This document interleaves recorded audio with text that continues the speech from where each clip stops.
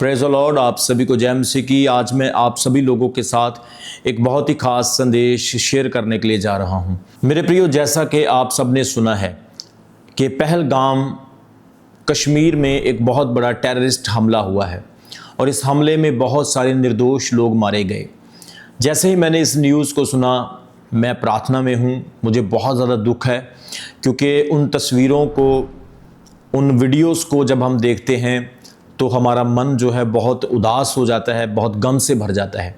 तो ये टाइम बहुत ही सेंसिटिव टाइम है, बहुत ही दुख का समय है और मैं उन सभी परिवारों को सांत्वना देता हूं और प्रभु यीशु मसीह के नाम से उन सभी के लिए प्रार्थना करता हूं कि परमेश्वर उनको शांति दे, सामर्थ्य दे, इस दुख को झेलने के लिए ताकत दे।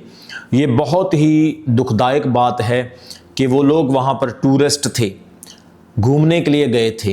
किसी की नई शादी हुई थी, कोई अपने परिवार के साथ छुट्टियां मनाने के लिए गया था, तो सब लोग वहां पर गए थे।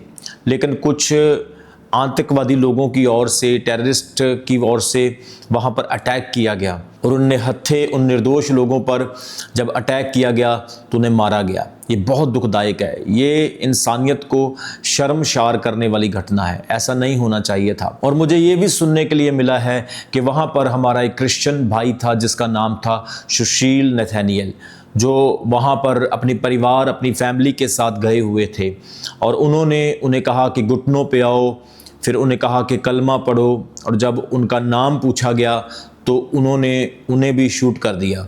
और सबसे दुख भरी बात यह है कि वो लोग एक विशेष धर्म के कारण या अपनी सोच के कारण उन लोगों को फोर्स कर रहे थे दहशत फैलाने के लिए। और सुशील नथानियल ने अपने ईमान को मजबूत रखा और कलमा नहीं पढ़ा, विश्वास रखा, क्योंकि नेचुरली है, हर इंसान को फ्री विल है।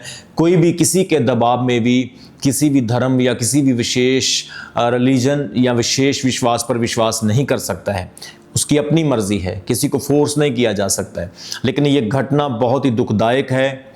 मेरा मन इस वक्त बहुत ही उदास है और मैं प्रार्थना कर रहा हूँ उन सभी लोगों के लिए, उन सभी परिवारों के लिए जिनके घरों में यह हमले की वजह से दुखदायक घटना हुई है, और उन लोगों के लिए जो इस घटना में मारे जा चुके हैं, ग्रस्त हुए हैं। परमेश्वर उनकी आत्माओं को शांति दे। और प्रभु के आत्मा ने कहा है कि हम अंत के दिनों में गुजर रहे हैं। पवित्र बाइबल में इसके विषय में पहले से ही लिख दिया गया कि बहुत सारे अटैक्स होंगे, युद्ध होंगे, अकाल पड़ेंगे, भूकंप आएंगे, लड़ाइयाँ होंगी।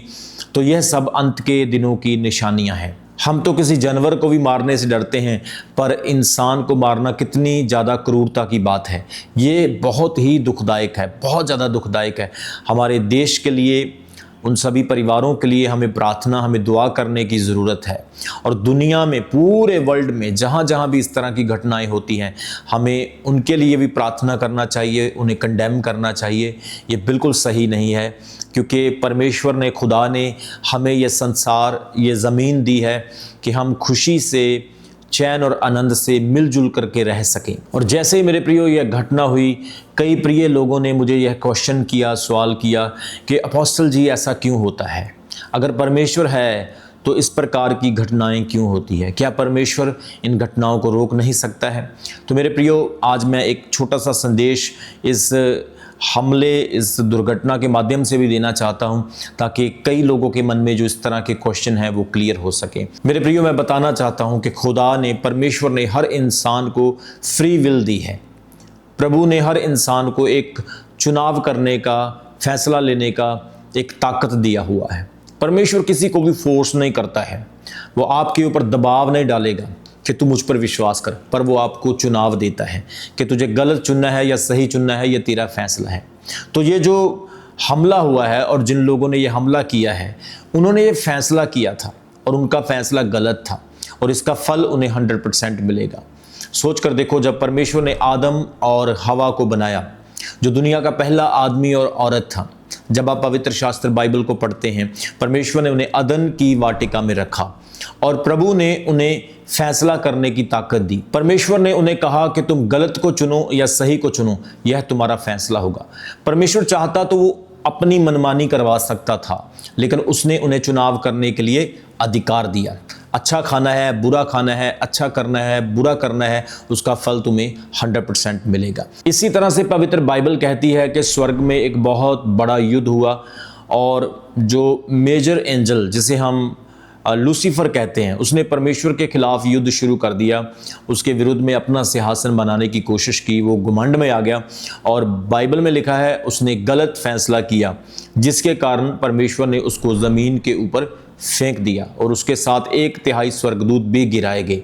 तो कोई भी इंसान जब गलत फैसला करता है, चाहे वो स्वर्गदूत हो, इंसान हो, आदमी हो, कोई भी हो, उसका फल उसको भुगतना पड़ता है। यह जो आतंकवादी लोगों ने हमला किया है, आप क्या सोचते हैं कि इसका फल उनको नहीं मिलेगा? उन्होंने गलत फैसला किया है। और कई लोगों के मन में यह क्वेश्चन होगा कि अगर परमेश्वर है, अगर खुदा है, तो उसने इन्हें रोका क्यों नहीं? मैं फिर आपको बता रहा हूँ, प्रभु ने चुनाव करने के लिए आपको ठहराया है।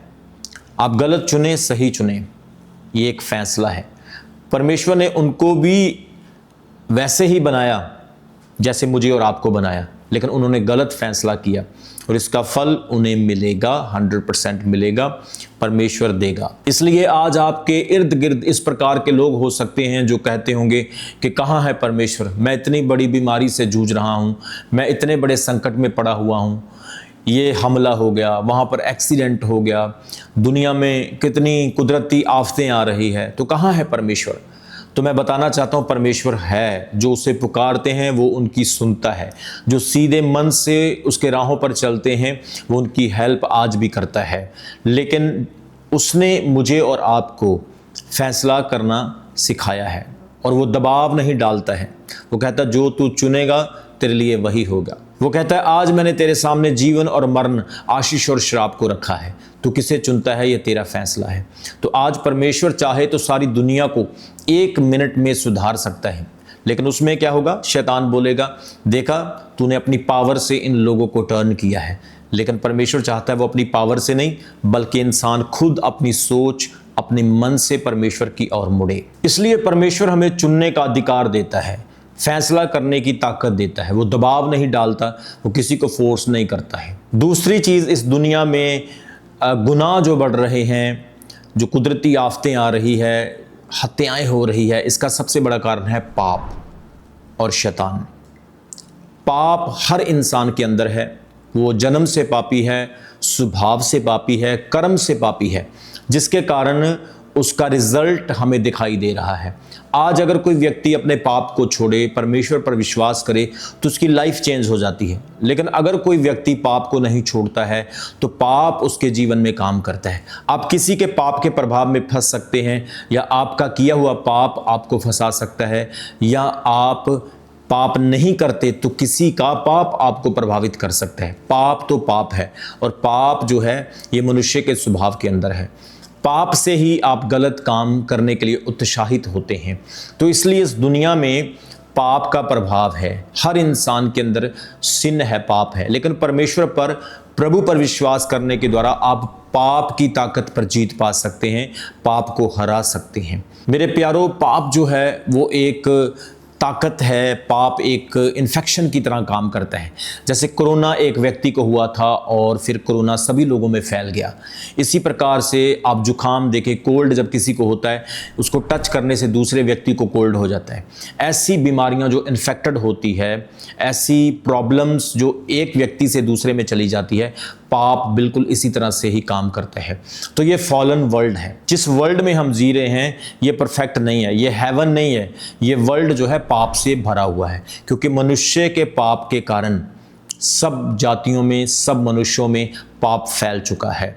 और शैतान के इस दुनिया में आने के द्वारा, यानी फरिश्तों के ज़मीन पर फेंकने के द्वारा भी वो अपना काम कर रहे हैं लोगों को गुमराह करने के लिए। तीसरी बात, परमेश्वर इस चीज का न्याय जरूर करेगा। वो शारीरिक तौर पर भी न्याय करेगा, आत्मिक तौर पर भी न्याय करेगा। इस बात को याद रखना, परमेश्वर न्याय करने वाला परमेश्वर है। जो कुछ भी दुनिया में हो रहा है उसका प्राइस हर व्यक्ति को पे करना होगा, चाहे वो सही कर रहा है चाहे वो गलत कर रहा है। चौथी चीज, निर्दोष का बहाया हुआ लहू कभी व्यर्थ नहीं जाता है। परमेश्वर निर्दोष के लहू का बदला जरूर लेता है। सो आज इस संदेश से मैं बहुत ही ज़्यादा दुखी हूँ, क्योंकि जो कुछ भी दुनिया में हो रहा है वो सही नहीं हो रहा है, सब चीज़ें गलत होती जा रही है। लेकिन मैं आप लोगों को इनकरेज करना चाहता हूँ कि आप प्रार्थना में रहें, दुआ में रहें, परमेश्वर में बने रहें, अच्छे इंसान बने, बुरे लोगों की संगति ना करें और अच्छे फैसले करें। आज मेरे चर्च के वॉलंटियर्स ने, पास्टर्स ने मुझे कहा कि अपोस्टल जी आप बताएं कि अगर परमेश्वर है तो दुनिया में ऐसा क्यों हो रहा है। तो मैंने आपको बता दिया कि परमेश्वर है, लेकिन उसने आज़ादी दी है चुनाव करने के लिए, वो रुकेगा नहीं। दूसरी चीज़, पाप और शैतान के प्रभाव के कारण ये हो रहा है, लोगों को पाप से मुड़ने की ज़रूरत है। तीसरी चीज़, परमेश्वर इसका न्याय करेगा और हिसाब लेगा। चौथी चीज़, निर्दोष के लहू का बदला ज़रूर लिया जाएगा। मेरा विश्वास है आपने इस संदेश से आशीष पाई है। परमेश्वर आप सभी को ब्लेस करे। मेरी उन लोगों के लिए प्रार्थना है जो इस हमले में ग्रस्त हुए हैं, और बहुत ये क्रूरता का काम हुआ है, बहुत गलत हुआ है। हम इंडियन गवर्नमेंट से भी रिक्वेस्ट करते हैं कि इसके लिए वेरी क्रूशियल एंड इम्पोर्टेंट और वेरी सीरियस स्टेप्स लिए जाएं। और मैं सभी परमेश्वर के लोगों से कहना चाहता हूं कि कृपया प्रार्थना करते रहें। ये बहुत ही सेंसिटिव टाइम है और हमें प्रभु में बढ़ना है। यीशु मसीह जल्दी आएंगे, उनका आगमन होगा। बाइबल की बहुत सारी प्रोफेसीज पूरी हो रही हैं, हो चुकी है और बहुत सारी हो भी रही हैं। तो इसके लिए आप लोग प्रेयर में रहें, दुआ करते रहें, और मैं विश्वास करता हूँ कि परमेश्वर आपके साथ है। सो परमेश्वर है, लेकिन उसने फैसला करने की सामर्थ्य दी है, पाप से मुड़ने के लिए आपको ऑप्शन दी है। तो पाप से मुड़ें, यीशु मसीह पर विश्वास करें। वो क्रूस के ऊपर हम सभी के पापों के लिए मारा गया है, दफनाया गया है और तीसरे दिन मुर्दों से जी उठा है। सो मैं आप सभी लोगों को कहना चाहता हूँ, बुराई से मुड़ें और परमेश्वर आपको आशीष देगा। God bless you, God bless you family, आमीन। अभी हमारे चैनल को सब्सक्राइब करें। हमारे चैनल का नाम है रमन हंस मिनिस्ट्रीज, और नीचे दिए गए बेल आइकन पर प्रेस करें। आप हमें फेसबुक पर भी फॉलो कर सकते हैं। हमारा फेसबुक पेज है रमन हंस मिनिस्ट्रीज।